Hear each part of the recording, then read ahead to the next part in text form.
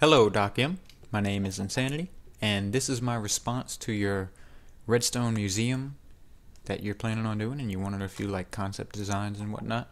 And it's really cool. I kind of already have my own personal Redstone museum, and it's not pretty looking, but it's basically a reminder for me. I'll come back here every now and then to look at some gates and some inventions, and whether it's my own or someone else's, I try to credit them as much as I can. Earlier on I didn't, and I went back and credited people who I remembered, but I just want to show you what I did, and maybe it'll give you some sort of inspiration whether to do or not do, whether you think this is a good idea or not. But I have signs to label each gate that I have, like this is just an inverter. I have exclusive OR gates, and there's usually a short explanation of what they do or how they work, and that just helps me to remember the logic behind the redstone and not just the placement that makes things work. So I have the gate, and then I actually have applications behind them, really simple common stuff, something you would actually use it for, where in this instance there's an iron door that you can open from the in and outside regardless of the state of the other lever. AND gates, NOR, other NORs, there's like different models.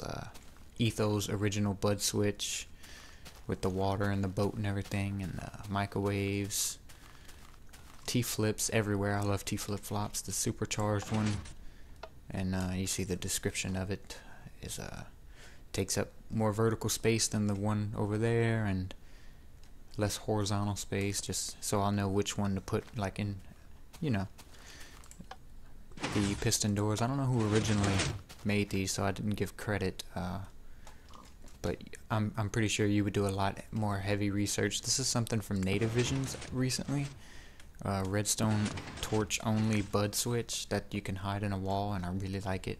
And one thing that I think is important, if you don't need to take any advice from me in this video, but one thing that I'll actually hope you would do is make room for this T-flip that is only that's going to come out in the 1.3 update. With the water coming from the dispensers, it's a really cool T-flip-flop, super compact and very cost effective.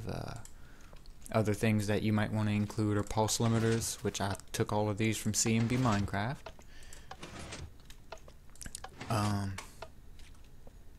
Also, these are more recent stuff, which are also from CMB Minecraft, with NORs and AND gates all together, some combination lock stuff that I plan on using in the future. And then these are other applications where I have double doors wired like so, and that's really nothing special. But then I put pulse extenders with a NOR gate, basically. I don't know if there's a more efficient way to do that, but I have some of Kirshar's traps in my world with the redstone and hidden floor removals. I have mob grinders with light switches. I have some elevators actually, but maybe another thing to consider is that some of these elevators are going to be broken in the future, and there are fixes for them, I'm sure, but I haven't applied them yet. But some of these elevators aren't consistent because of the server lag now in single player.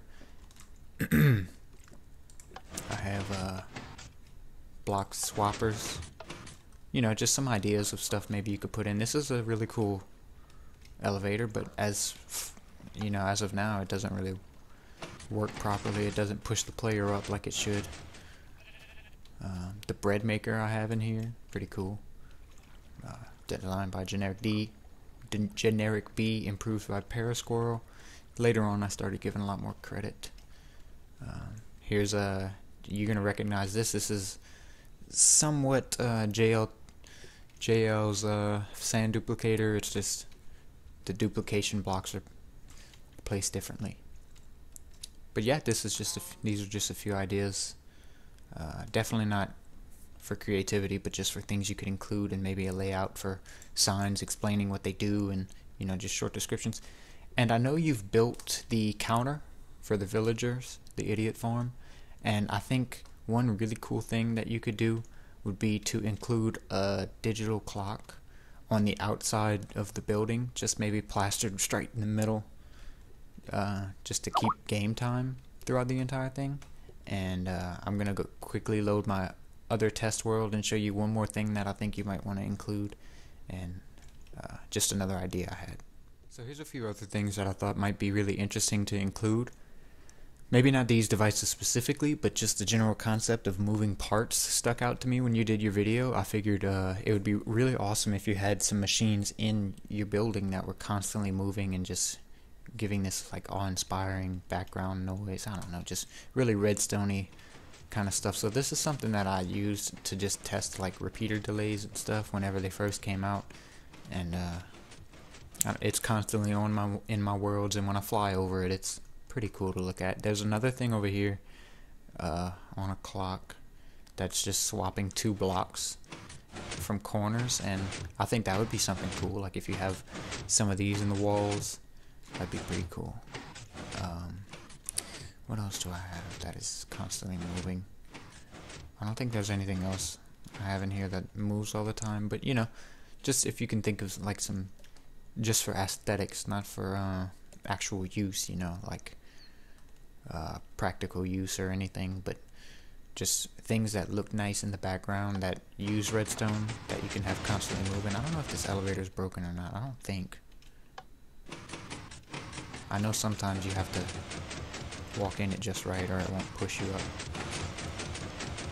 Anyway, just a few things that I thought would be cool. What else? I think that's all I had. If you approve this video and you watch it, thanks a lot. I really appreciate you considering these suggestions, and good luck with the build. I'm looking forward to the video. Thanks a lot.